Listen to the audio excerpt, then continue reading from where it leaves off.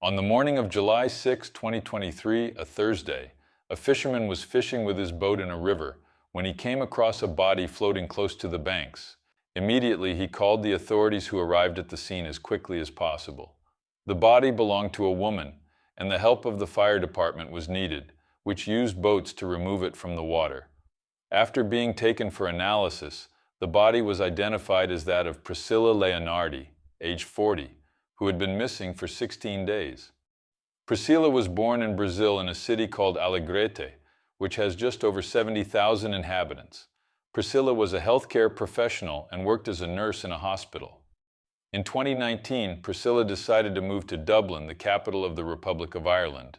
Her goal was to learn the English language better and also have better professional qualifications. In Dublin, Priscila actually improved her English and then got a job as a nurse in a nursing home for the elderly, where she had already been working for more than 2 years. A close friend of hers called Paloma described her as a sweet and hard-working woman.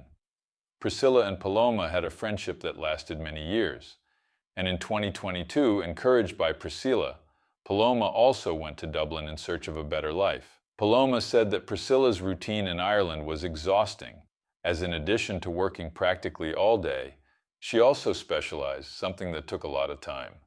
Paloma also said that Priscila never had problems with anyone, and that in Ireland she made her friends her new family, since most of her close relatives were no longer alive.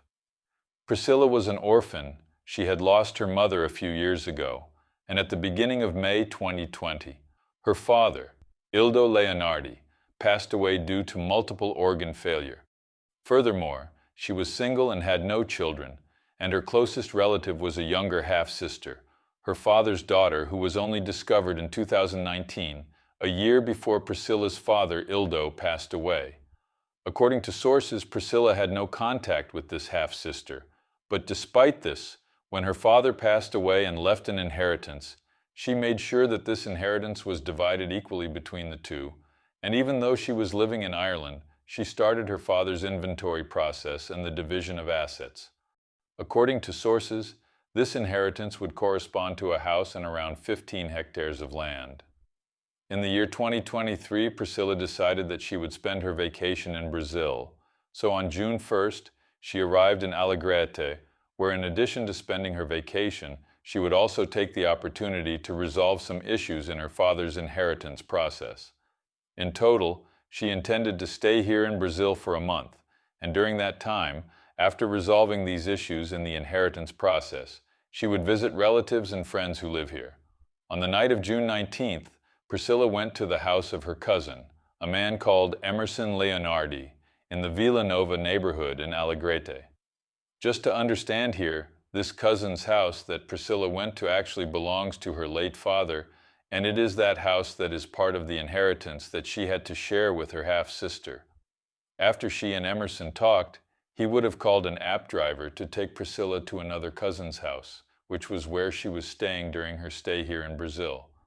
The distance between Emerson's house and the other cousins is about 3 miles, but Priscila never reached her destination.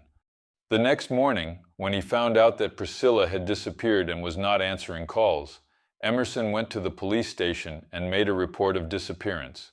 He reportedly told the police that after talking, Priscila left in a black Renault Duster vehicle that belonged to an app driver who had gone to pick her up. According to sources, the police began investigating the case at the same time. They even carried out some searches, but nothing was found. Priscila's family did their best to publicize her disappearance on social media, in the hope that someone who knew something would contact them, but like the police, they also got nothing. Only on the 6th of July, after 16 days missing, Priscila's body was found by a fisherman on the banks of the Ibirapuita River in Alegrete.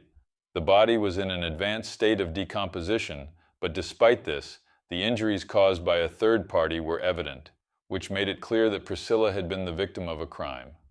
During the autopsy, it was found that Priscila had been severely beaten, and the marks on her neck indicated that someone had suffocated her, which caused her death.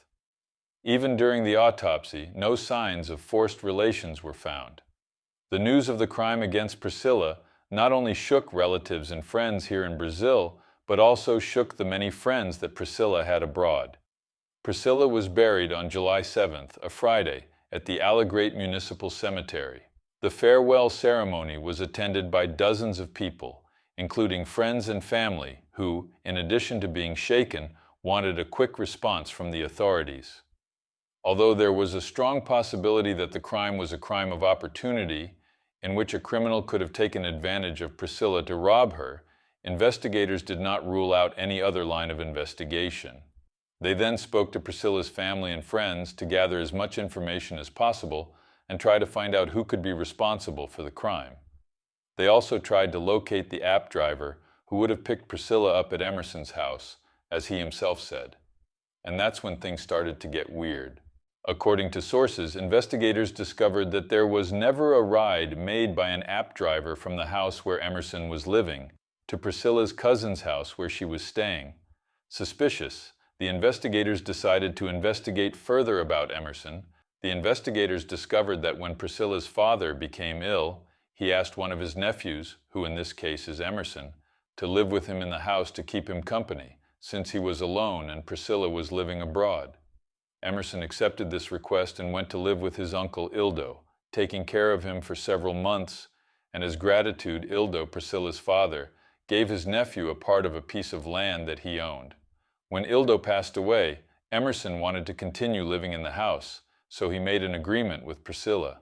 On August 10, 2020, 3 months after Ildo's death, Priscilla signed an exchange promise contract with Emerson, in which she would keep part of the land that her father had given to him, and in exchange, Emerson could keep the house.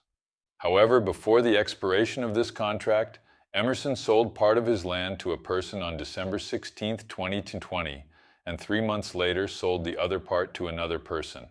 The value of the sales of these lands should have been passed on to Priscilla, since by contract she was the owner, but Emerson did not pass the money on to her. After this breach of contract, it was agreed between Emerson and Priscilla that he would pay her the value of the house. Then, on January 26, 2022, Emerson signed a debt confession document. In this document, he acknowledged that he owed Priscilla $43,000, less the amount of $1,450, which is not clear as to the reason for this discount, plus the discount of $5,300 that was paid as a deposit. The remainder, which was $37,000, must be paid by December 15, 2022. However, Emerson once again breached the agreement, and therefore, in January 2023, Priscilla filed a lawsuit against him. After that, the previously good relationship between the cousins was shaken, and the process became a reason for discussion between them. According to sources, Priscilla even received threats from Emerson.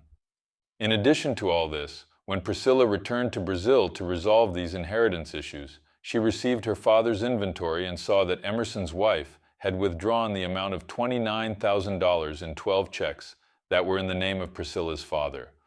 All of these withdrawals were made days before her father's death, including 9 of them were withdrawn in a single day. So far, these withdrawals are being treated as donations made by Ildo to Emerson as a form of gratitude, but the police are investigating to find out if this was true. According to what was found by the investigations, on the day of her disappearance, Priscilla went to her late father's house, which was where Emerson was living. She went to the house precisely to talk to Emerson about the debt he owed her, and this led to an argument between the two. Before leaving, Priscilla would have taken some objects from the house that belonged to her father and had a certain sentimental value for him. As soon as she finished collecting these objects, Emerson would have called a vehicle via app for Priscilla, which in this case would be a black Renault Duster. But this is where things get strange because, as I already said, no app rides were requested by Emerson. In fact, he pretended to Priscilla saying that he called her to stay in the house waiting, and the one who showed up was a friend of his with whom he had already agreed to take Priscilla's life. According to investigations, Emerson, together with this friend whose identity was not revealed, took Priscilla to a remote forest area where they assaulted her a lot and then suffocated her with a tape. With Priscilla already dead, they threw her body into the river, believing that it would be taken far away or eaten by wild animals. The next day, Emerson himself, in order not to arouse suspicion, as he was the last person to see Priscila alive, went to the police station and filed a police report about his cousin's disappearance.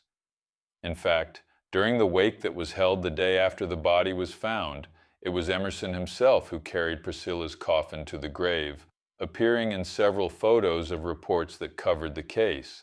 Emerson would have committed the crime because this way he would free himself from Priscila and consequently from the legal problems that the process regarding the inheritance brought to him. Emerson Leonardi was arrested on July 13, 2023. In one of his statements given to the police, Emerson mentioned the participation of a friend in the crime. This man named by Emerson actually exists, but the police are investigating to find out whether he really took part in the crime or Emerson is just making up a story to get away with it. Emerson is currently in pretrial detention and will remain there until the investigations are completed. This case is being carried out under judicial secrecy, so a lot of information is still not available to the public, so I didn't find anything about who Emerson's supposed accomplice was who helped him in the crime. But what about you? Do you believe that Emerson really took part in the crime, or is he innocent? Well, the investigations continue, and I will bring any news regarding this case here to you.